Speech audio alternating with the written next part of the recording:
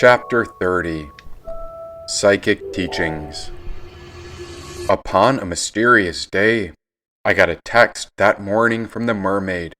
She said, "Can you bring an extra mala to yoga practice?" as I left mine at home. Why, of course I would, but these mystical necklaces held powers beyond which I could know. And so, I grabbed one for her, and then a strange necklace caught my eye. Why, this one had come from Nepal, and it represented a connection to a man named Padmasambhava, who was known to tame demonic forces.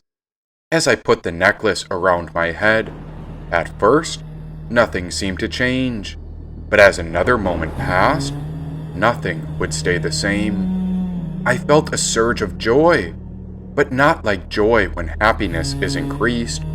Rather, it was a sort of joy when something hidden deep within the depths begins to rise up as something ancient was being released. Oh, what to say? Why, within the recent past days, as it happened, our corrupt American government started releasing all sorts of files on aliens as they attempted to distract our world from the horrible war they started, which began as a cover-up for their crimes on Epstein Island, where those earth monsters raped and sexually abused minors and children. And since the earth monsters have now become such public villains, since their greatest skill is to lie and deceive the nations, and because those earth monsters are on the verge of getting caught for their obvious corruption, and because the whole world is aware of their dreadful manipulation, and because they attack innocent people and children, as these wicked right-wing politicians seek to draw new borders and cheat elections through gerrymandering, as they fear their inevitable downfall that is coming, these wicked earth monsters are running out of others to blame for all the horrible things they've done. And since the president has lost sight of his plan, and as he's being exposed as a terrible human man, in an attempt to distract everyone, as he tries to dupe the population, since he's given up hope on weight loss working, since he's become such a chubby monster, he now points up to the sky with dark bruises on his hands, which resemble the exact same mark depicted from the beast in the Bible's Revelations. And so that chubby president screams at God and says, "Damn you all! We're going to blame it on the aliens. Everyone look up away from the Epstein files and the war I've created. Go distract yourself with this evidence of aliens. See, even though I'm a terrible human, it's all because of aliens. Let us look at the UFOs so I can cover up the truth about Epstein Island and the war I created." Oh, this shithead was getting bored of the war. This president was really annoyed with his rape allegations, and he was getting upset that his good friend, that Israeli monster, had also ruined both of their reputations. But chubby sir, Mr. Plump President, the alien evidence has nothing to do with the war you started or the pedophile island. Aliens don't have anything to do with the sexual abuse that you and your friends committed on Epstein Island. And aliens have nothing to do with the Israeli-American corruption. And the aliens have nothing to do with the Charlie Kirk shooting. And if I had to guess, aliens want to stay as far away from you as they can. And why might that be so? Because aliens are not dumb enough to get anywhere near you, because they don't want to get bombed by the American or Israeli governments. Plus, if I had to guess, if I were to put myself in the shoes of the aliens, I'd suspect they want nothing to do with pedophiles like you and the whore of Babylon. Deep breaths. Oh, and did you know that when this chubby president went on to bomb Iran, he teamed up with the Israelis to kill Iran's supreme leader, who was a spiritual leader and would have been equal to the Pope for the Catholics? So imagine that, no matter what you think about the Islamic religion, Imagine if another country came forth and dropped a bomb on the Pope in Italy. Why the fuck would you drop a bomb on a spiritual leader? Because now you started spiritual warfare. Oh, you didn't just get the aliens' attention. I'm afraid you've gotten yourself involved in something far more dangerous.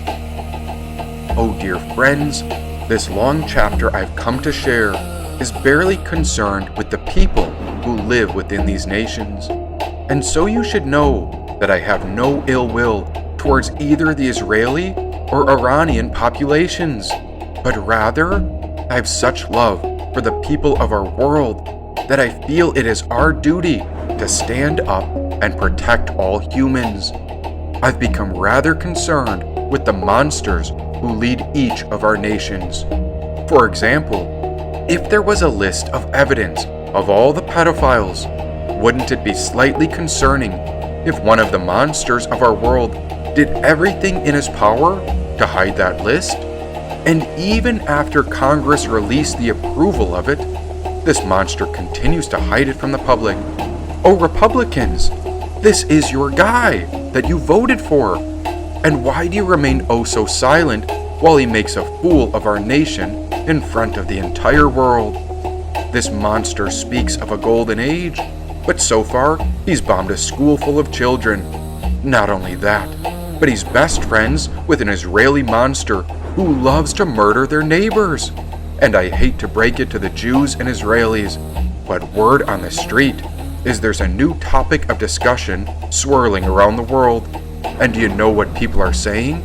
It seems everything the Israeli people once feared is now who the Israelis are becoming. I don't understand it, because it's like you want to get a step ahead of the terrorists. But my question to you is, why are you transforming yourselves into them? Because if you keep it up, within 3 to 5 years, I have a feeling no one is going to be your friend. No one will trust anyone who's Jewish.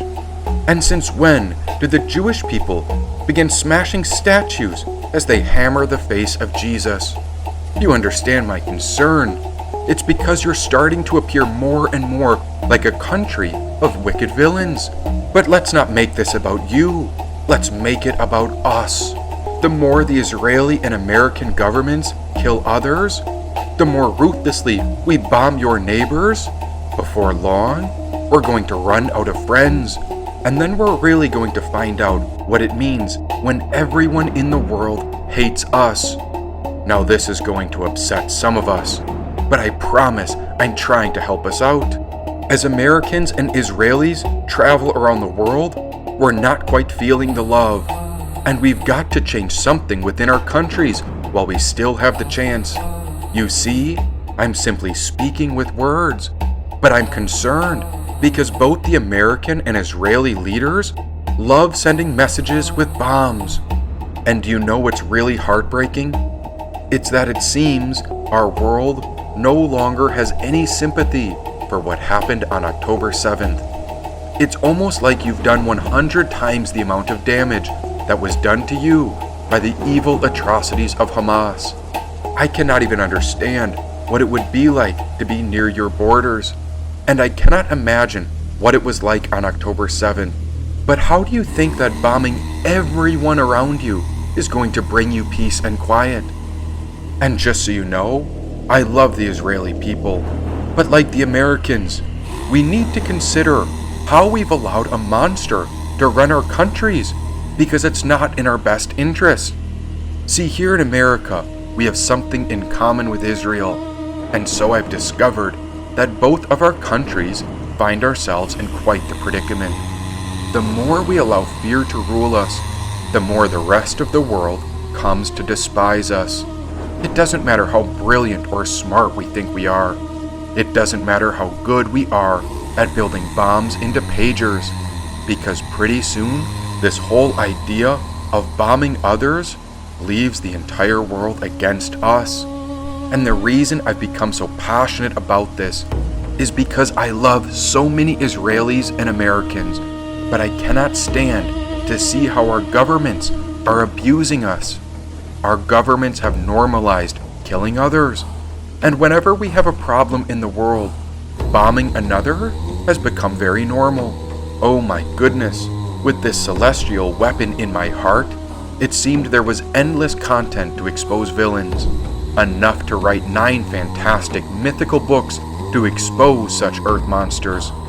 Something in me just wants to keep writing and writing and writing. But why focus only on the darkness? What if this is all coming to fruition just as if it was written by spiritual forces? Oh, is that why the president wants to blame aliens? He cannot understand the law of karma, and maybe it's because all his evil actions are catching up to him. Well, Mr. President, it's not fair to blame aliens. The one you need to take it up with is who the Christians call God, while others call it Supreme Consciousness. And although I'm not smart enough to understand it completely, it's the source of all creation. So what you wish to blame upon aliens is actually the essence of the purest wisdom. Believe it or not, this is the power of God working in ways to awaken the light within us. Let us examine the monster from Iran, who controls women. And so this monster dominates his country through a religious tradition. But what if we examine the Israeli monster, who seems to worship killing of innocent civilians? Or we could examine the terrorist monsters, who also seem to love killing as an act of rebellion. Or we could examine the American monster, who's taken over the government and is set on lying to the people and bombing other nations around the world while helping his political friends generate millions on key investments right before anyone else knows anything. Oh, and I wonder if that's why President Plump was trying to point up when he blamed it on the aliens to cover his war crimes against other nations. Might he be upset because he's starting to realize there is a higher spiritual power aware of everything that these monsters are doing? But what if instead of focusing only on the darkness, what if everything turns out even better than a regular old human could even imagine? Why, that's what the present moment is all about. After that breath, I had to do a quick check and see how much was spent on this terrible war. Oh, will you look at that? Gas prices are skyrocketing, and if we add it all up, experts say the cost of this war is already $25 to $50 billion, and it could rise as high as over $1 trillion in long-term expenses for the American citizens. Oh, just remember, every time an American pays taxes, we are now paying off the debt of a fat president who bombed Iran on February 28th, where the initial bombing murdered at least 156 innocent school children. This man, an earth monster named President Plump, who is fantastic friends with the Israeli earth monster, has connections to Epstein Island. Oh, and these guys have bought out and overtaken the right-wing Republicans. And I know it sounds quite bizarre, because all these things that the Republicans used to hate about the Democrats is now what the Republican Party embodies. Those Republicans wanted to release the Epstein files and do away with the pedophiles. Yet it's hard to swallow the truth after you elect a monster. And isn't it so strange? Those Republicans wanted to put an end to endless wars. Yet now, they seem to sit in silence watching Fox News try to explain how this war has tremendous potential for all Americans. Oh, it's dreadful. And through this process, we've all been exposed to that which is hidden. I hate to say this, but everyone who didn't vote Republican told you again and again what was coming. We told you not to let this wicked man take control of the American nation. But something in you just wouldn't listen. And why is that? Because the truth is not a popular topic, especially when it's absolutely correct. And so, here it is, the truth. As President Plump is a deeply polarizing figure, his public life has been marked by repeated controversies, involving business failures, misleading statements, personal scandals, aggressive self-promotion, and allegations of unethical and corrupt conduct. Why, over the decades, he's faced bankruptcies tied to several businesses, accusations of rape, pedophilia, infidelity, numerous lawsuits, corruption, shady financial practices, horrible treatment of immigrants, and rhetoric that is divisive and manipulative. And I'm still trying to figure out why Republicans love him. Why he even loves to pose as if he's Jesus. Yet, when I read the Bible, Jesus embodies the exact opposite of this president. Whereas the president builds gold statues of himself, Jesus values humility over ego, truth over deception, forgiveness over revenge, service over power, generosity over greed, and love over fear. In the Gospels, Jesus consistently elevates the poor, the meek, the honest, and the merciful, teaching us that greatness comes through sacrifice and compassion rather than status or wealth, whereas the monsters of the world seek loyalty, wealth, and victory. Jesus teaches surrender of the self and kindness for those we dislike, so that we treat our neighbors the same way we would treat ourselves. Yet the so-called right-wing Republican Party chose this president as their hero to represent them. And what would Jesus say when he discovers this is your chosen man whom you worship like he was selected by God? Oh, President Plump's patterns suggest he is driven by ego, validation, power, and lies over truth, as he refuses any accountability. To his supporters, those same traits are interpreted as resilience and bluntness, which only reinforce hypocrisy. And do you know what the craziest part of all this is? I barely have time to speak about the Iranian earth monster and how awful he treats the women of Iran, because there's an even more terrible villain who surpassed them all, the Israeli earth monster. But if I were to even begin to discuss the Israeli earth monster, then it would be the end of me as a human. That Israeli monster is such a yahoo that he has spies and systems in place, whereas if you criticize him, his country, or his nation, the Israeli monster will construct an intricate plan to murder me and you. Oh, I feel like I could write a whole book on the Israeli monster too, but I'd never finish it, because I'd be killed by the Israelis before I even finished chapter 2. So what am I to do? And to the Israeli people, I am trying to help you. But if someone doesn't stop this madness, everyone around the world is going to despise you. Now, why would I bring all this up? And what can one man do to help? Oh, maybe it was just for attention, to see if anyone was tuned in to listen. And so, that leads us to uncover the real key of this rambling conversation. And that key I speak of, well, it has something to do with bombing, key components, and atomic weapons. Oh boy, here we go now that I've got your attention. Who do you know that knows something about military arsenals? Anyone you know ever get a badge into the Tactical Electronic Warfare Division? Do you know anyone who's been in a meeting or two and got insight as to how bombs are set in motion? Maybe this person's not even an expert on the topic, but what if someone knew about the bomb building components? Wouldn't that make this entire situation quite pertinent? It makes a difference if someone knew where they were made or how it all happens. Just knowing that key information could set a great shift in motion. Oh God, thank you for engineering such a brilliant solution to a near impossible situation.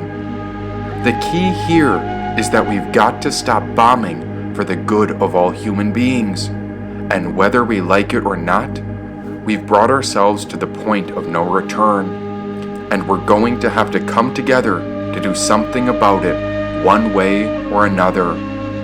Since we've all seen the bombing strategy from the Earth monster's perspective, we know they're going to continue building bombs to kill others.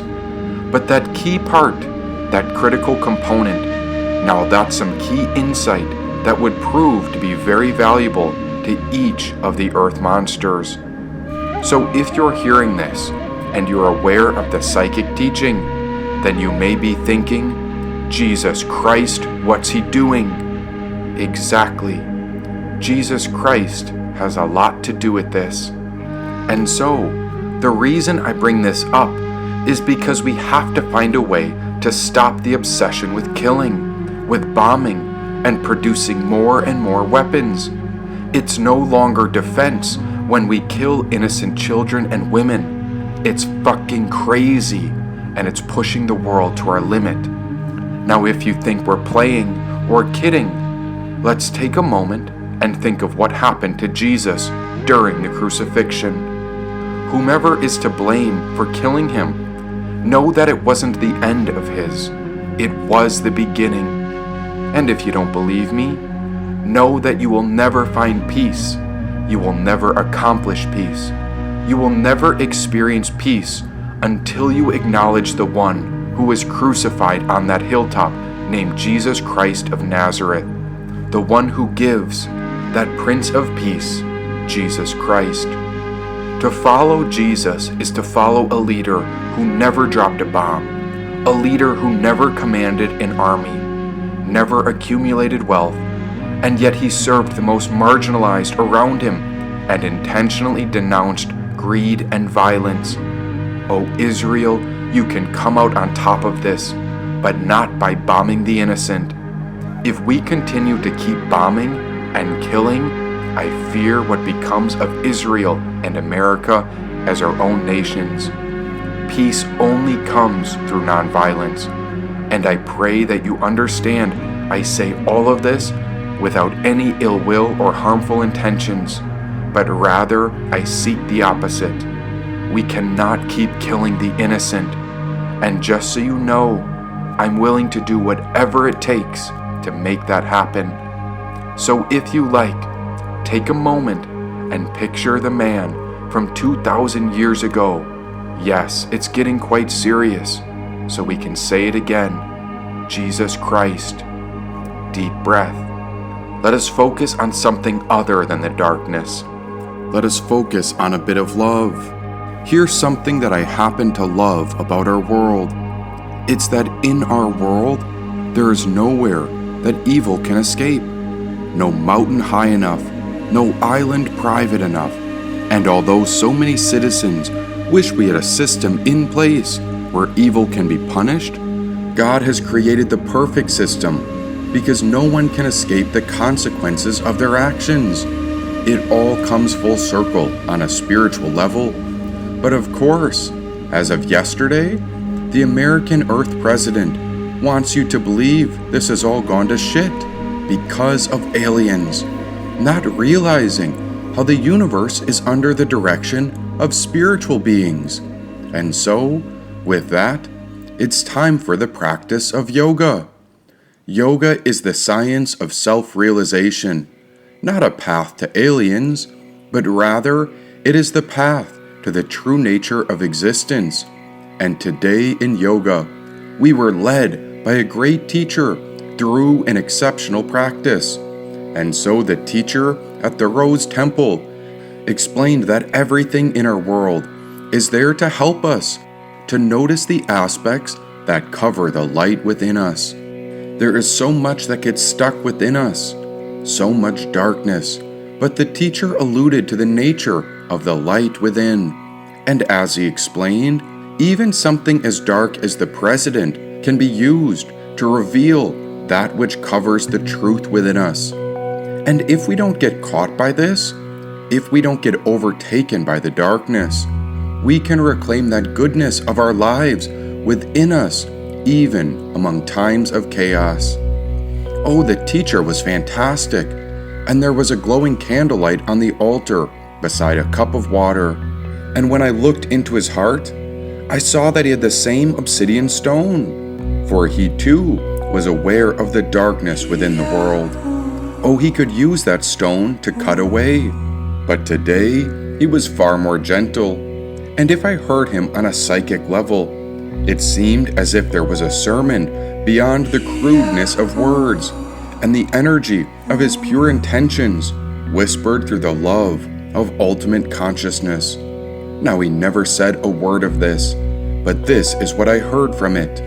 I think he went on to ask, who among us wishes to be a keeper of the light among a world of darkness?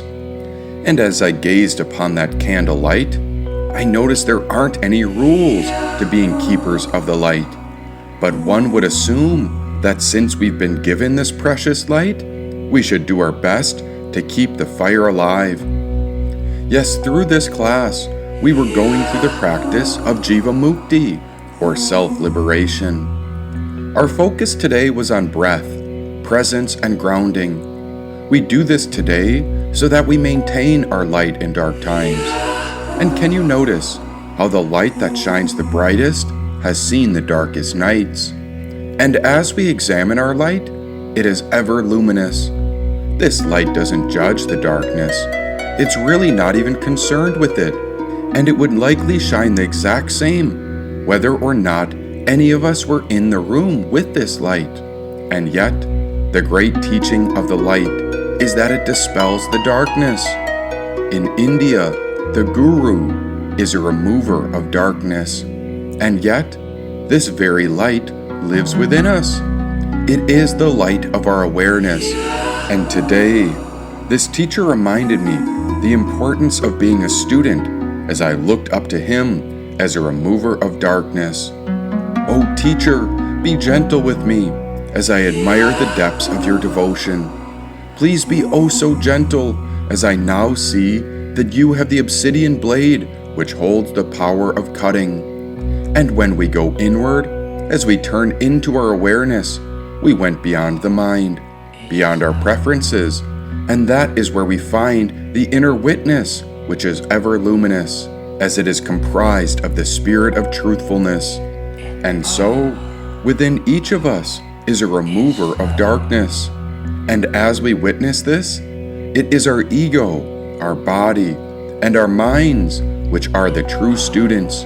Yet it is all of us, our awareness, which embody the light within all of us. And how will you keep your light alive in dark times? Can you notice what arises through this class and see if you can merge your awareness into the same quality as this luminescence? Notice any sounds. Notice any sensations in the body. And if you find yourself at odds with something, or feel this especially challenging or uncomfortable, or if you're in a difficult posture and feel resistance to this moment, let us see if we can sink into our awareness without pushing up against it. Can we come back to see how the awareness within us remains ever luminous? Why, this luminous light, it was within the teacher who taught at satsang, but it was also the same light as the tantrika at the magic studio, and it was the same light within the mother of the holy cow. No matter what practices were taught, it seemed there was an invisible awareness which came to life through God's grace. Of course, there was the physical level to this yoga, as well as a mental level and emotional level, and even advanced levels. But now I felt that there was something on an even more subtle level. Those who examine the layers that lead us back to our true nature, we know it as a divine connection, for within us lives the light of our existence. We are all of a spiritual thread woven through the universe. And upon this realization, I got a deeper understanding into what could be called the psychic teachings. Even before I begin with the psychic teachings, notice how I'm just a student, but I'm much more than that. I'm also a big pain in the ass. Since I have barely scratched the surface upon such depths, know that what I say is likely wrong, and I would urge you to do your own examination before trusting me, since I am simply a devoted student.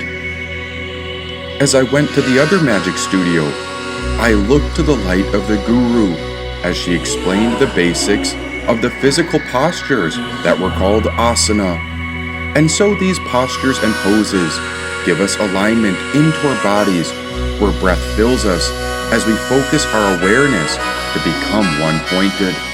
This training and practice is a way to create harmony between the body, breath, and mind with a goal of unity, and it could be thought of as a sort of spiritual awareness. Here the Tantrika explained that yoga is a system for transforming the base human into that which we truly are, that light within, which is ever luminous. And so she explained how the yoga teachings are a method to reclaim a connection to our essence, which is already pure and divine. In short, we are but a spark of God's light, whereas a beginner might say that I am God in this very moment. But notice how being God and being a spark of God are very different. Notice how not a single individual upon the earth gave birth to existence, but rather God gives us the grace as we are a spark of God's presence. And thus, the practice of asana, or the physical postures, are a starting point to purify our energy, which is yoga, a path to God. And here we create focus, discipline, and one-pointedness within our practice. As we work through physical postures, we may notice variations through our minds, and these fluctuations cause us to suffer in our daily lives. And so the practices of yoga continue to lead us to balance the mental and emotional bodies where the Tantrika referenced in ancient Yoga Sutra, Yoga Chitti Vritta Nirodha, which means yoga is the stilling of the fluctuations of the mind.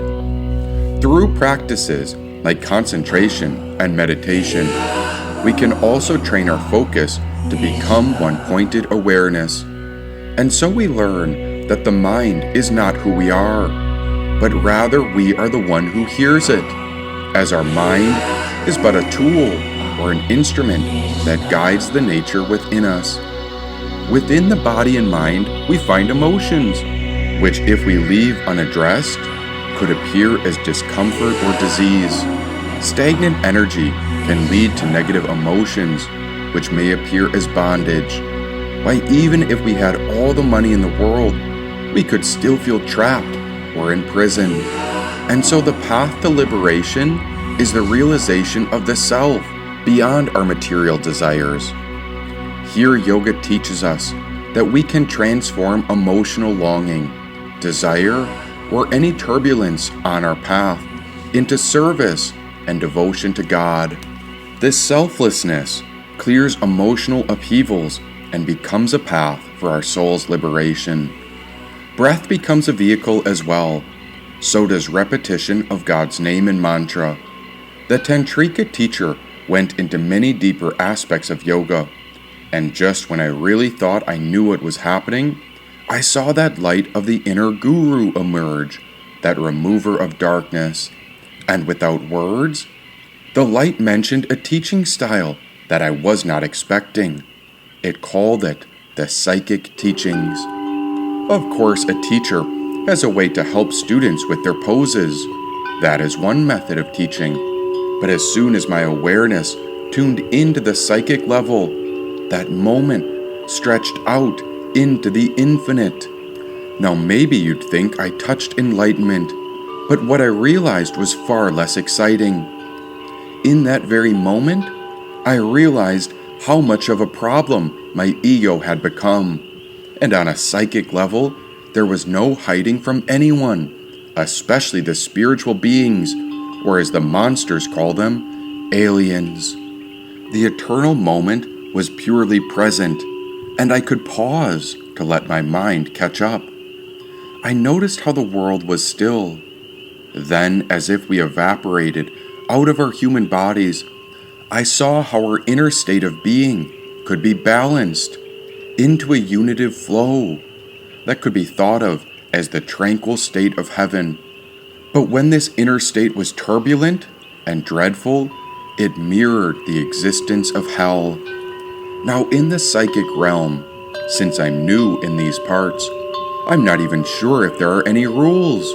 Well, no one told me the rules, and so I started to wonder if I'd become a giant pain in the ass. Well, it could have been the case, and so I'd have to ask for forgiveness. Oh, please accept this as yet another apology, because I only wish to serve with love. This psychic realm was not what the majority of humans knew as normal. We'd become so distracted by the villains and monsters who dominated the earth that most of us had forgotten how the psychic levels of communication were real. When I blinked, the guru and I were alone when I heard her as I'd been transported onto a different plane of reality. Was this the Tantrika? Or was this the teacher from the satsang community? Or was this the mother of the holy cow? Why, I could not tell you, because it was the purity and essence of what I saw as the remover of darkness. In essence, it was the thread of God that tied together all of the rose temples. And here I was, still the same old me I thought myself to be. But there seemed to be one problem. In the psychic training ground, I was no longer in my body, nor was she, and this guru seemed to extend the moment so long, where I didn't know how or what to speak. The guru could see through me, and I felt exposed, vulnerable, and too open, as she could see where all the psychic energy was moving. As soon as I saw that, I felt a bit of resistance, and so the guru, that remover of darkness, was well aware of all of it. Now this was unspoken, yet as I looked down upon my body, there in the yogic practice, I seemed to be having a sort of inner meltdown. But up here, in my awareness, it was all fine, because the light of the awareness didn't judge any of it. But in that body, why, upon this particular occasion, deep in training, there seemed to be a knot between myself and the physical teacher, who also had a living body. All I can say is that my mind was perplexed through this psychic training, as if I was waiting for a sort of verbal confrontation, but it all happened without any words being spoken, and still my mind sought a translation. The resistance I felt was in opposition, and it caused a psychic tension. But then again, I was not separate from her, but yet it was I who had been covered by a sort of darkness.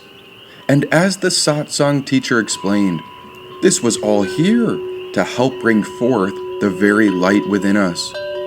"What's the issue?" asked the Tantrika's psychic energy. "I'm confused." "Well, what if you're not confused enough?" asked the teacher from the satsang. "Wait, who are you? I'm having a hard time staying grounded in reality. I see you as many different people, and I feel the psychic energy speaking without words to me. I see your light as the Tantrika teacher in this body, but my awareness is revealing that you arise in the forms of many. When I go across town to the other yoga studios, I find you there, and you cut away with fierce compassion. And then across town on yet another island, you appear differently. A moment later, my awareness was not concerned with the body or form, but rather it was elevated to a space beyond crude words. It spoke with pure observation, where only the essence of total silence could be heard. Hyper-aware and absorbed in the present, my mind wanted to know what it was that I should be understanding. And in this extended moment, in what could be called the psychic present, I seemed to be knotted in a sort of suspense. Of course, all these teachers were doing just fine. They weren't fazed by any of this. But my predicament seemed to affect the energy back in my body because of where I placed my awareness in respect to the psychic teachings from this. Parts of my mind spun off into madness, That's when I knew my ego was the big pain in the ass. But somehow, my awareness was still so curious, and thank God for that.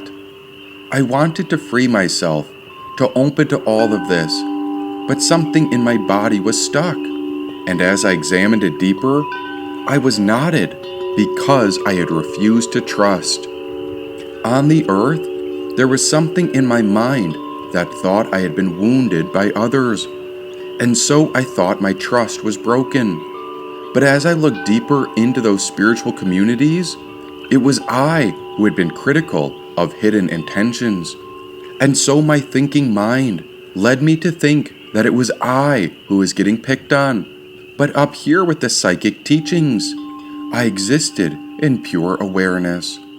Oh, this knot seemed to create a much bigger constriction within my personal energy, because a moment later, my awareness was thrown back into the classroom, where I found myself with all the other teachers in training.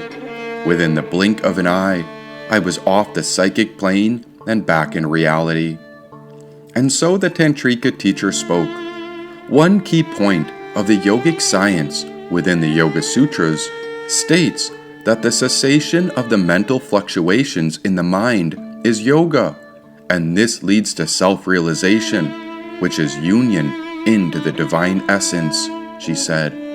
Oh, I was so curious about the psychic teachings, and it felt like the moment could have lasted days or weeks. Yet the difference between the material reality and the psychic energy within the essence was still knotted, and that little knot caused quite the restriction. It brought perplexing questions up to the surface, like why does our government vote against an effort to release all congressional sexual misconduct and harassment reports against members of Congress? Why wouldn't they vote to release that? And why do pedophiles lead our countries into war and blow up a school filled with Iranian children? The same fear that constricts the people somehow perpetuates out into our world leaders. But as it appears, this darkness is now being exposed, and thus, more and more people are becoming conscious of it. So in a way, as the teacher from Satsang stated, this is all for our society's benefit. The corruption, wickedness, and evil is becoming so obvious that both the Republicans and Democrats are starting to wake up and realize, oh my Lord, we've got to come together to put an end to this. After all, it's us. We're responsible for the monsters in Congress. But a problem I notice is how individual people refuse to speak up. And that continues to allow these monsters to pose as our leaders as they move into the White House. Oh, this is all a bit much. Imagine living your life and catching on to such psychic teachings. Nobody tells you the rules. And so, if there was a hidden rule for the psychic teachings, a master may say, to perceive another's inner world does not give you permission to interfere with it. In essence, to feel another's fear, desire, anger, sorrow, or whatever does not mean you are responsible for changing them. True mastery is rooted in one's own nature while allowing others the dignity of their own path. With psychic or intuitive energy, we can witness people thoroughly, but when we start to interfere or change them, it leads us into a tangle of our realities. A grounded person can perceive tension, dishonesty, attraction, grief, or darkness in another person and still remain calm, kind, honest, and genuine. It is not necessarily about ignoring what we perceive, but true wisdom understands that everyone is carrying unseen battles, and yet a transformation cannot be forced. What is needed most is pure presence. A psychic person is not here to force healing or an intervention. The master does not rush to rearrange another person's soul. They hold steady enough so that others may rearrange themselves. On Earth, there are psychic masters and also many psychic students, and so this rule speaks to the major difference between them. The students tune into psychic energy, and as they catch on to hidden motives, be it from the intuition or psychic abilities, such students may start to act or behave differently based upon their findings. For example, let's say you have a friend and you see he's got a problem with anger. A psychic student might think, well, I've got to fix this because I see it so clearly, and so I'm going to work with him in subtle ways to point out, to lead, or even trigger a situation to reveal my friend's anger. That way he'll know to fix it. Then he'll get help and get better. Yet, whereas a master would simply notice this constriction within another, the master does not seek to control anything on the external, whereas a student finds information or realizations on a psychic or intuitive level and tries to initiate a shift, a change, and sort things out, it ends up creating an interference, paranoia, and confusion. In the case of the master, such a psychic leader deeply embodies the Tao, which is a flow, as the master lets all situations play out. She doesn't try to change, manipulate, or control the external world, but rather, the master lets the energy flow. The master of psychic energy knows that by trying to control or fix, it leads to exhaustion. And so the master surrenders to the flow, like a sailor using the wind, as this allows us to act without force and maintain a sense of peace. And so this psychic teaching exposed a larger predicament, because even though the goal was to help keep the heart open, the more I saw on the psychic level, the more I got constricted and knotted, because I didn't always like what I was sensing, feeling, and seeing. This often created a deep knot of energy, which might have appeared as anger, depression, sadness, or judgment. And so a teacher in training raised their hand and spoke. Yes, Sutra 1.33, about the 4 keys.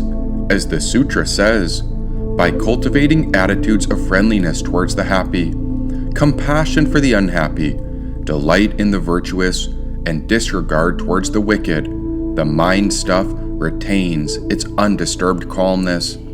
Then a second later, that conscious energy shot us back to the psychic plane when the Tantrika and I seemed to have an infinite moment to process the experience.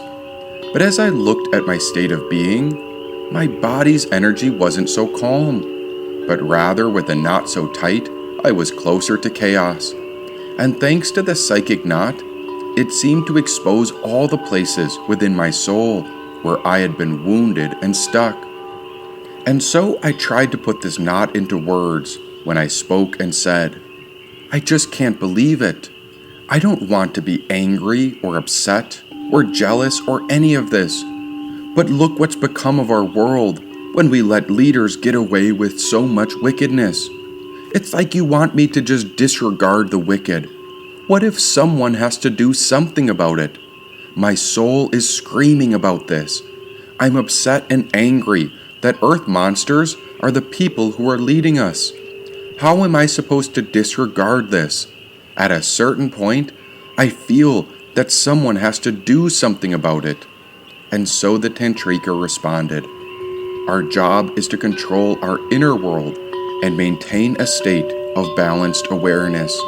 So why do you wish to control the outside world around us? She said. Well, it was a very good question. And from the perspective of the sage from which this sutra was written, a master would allow it to be just as it is. But in truth, I couldn't pretend to be a master, even if my soul was aware masters were here to lead us.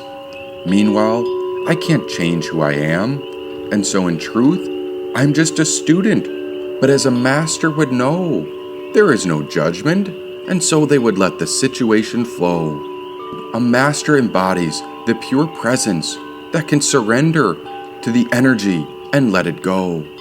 They seem to move in ways beyond which is known. Even though people may be psychic and see into another's inner world, we are all of one thread of our inner awareness. And instead of looking for words or a fix or a way to control all this, I noticed how the Master welcomed all of this.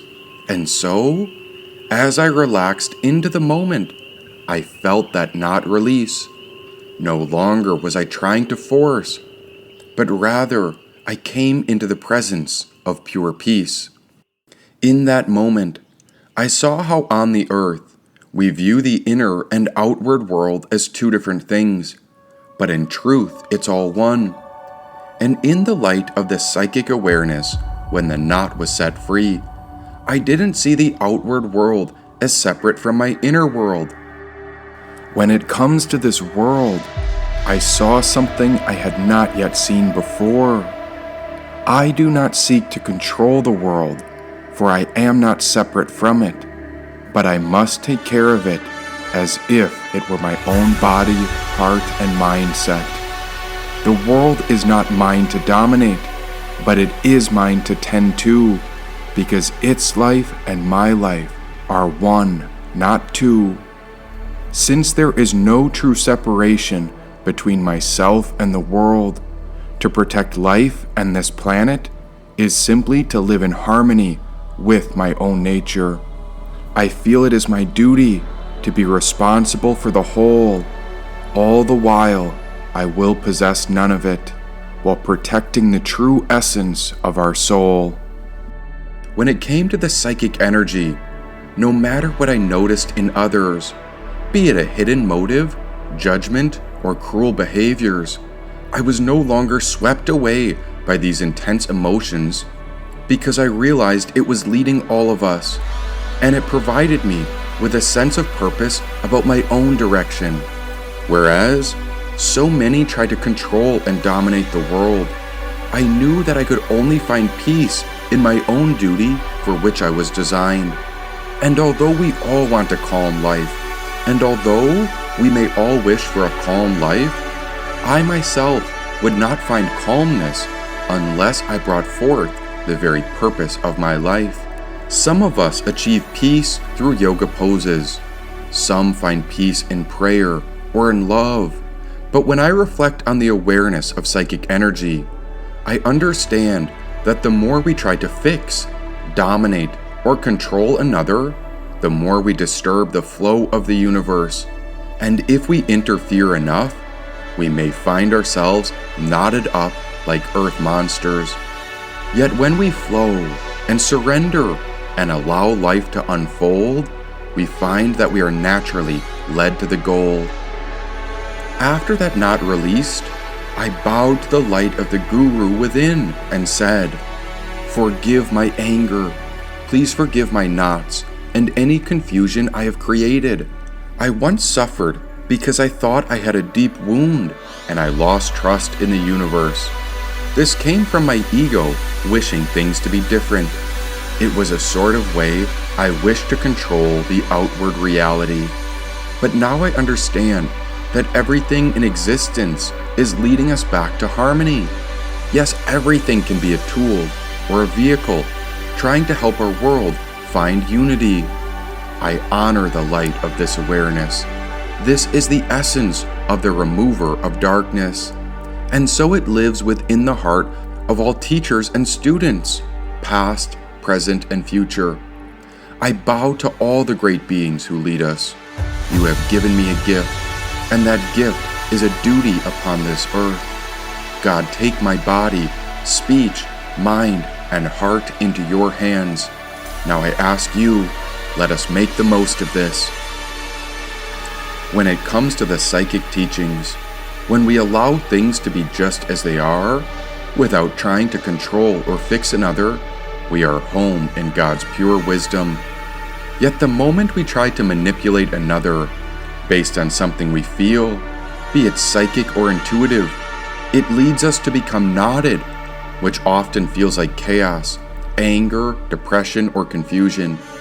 Instead of overpowering another or trying to fix someone, the true master allows everything to be and proceeds with love ever gently. The master allows us to be a student, no matter how imperfectly, and in time, a student may embody that great teacher, not because of what was said with words, but rather because of the presence that the master embodies.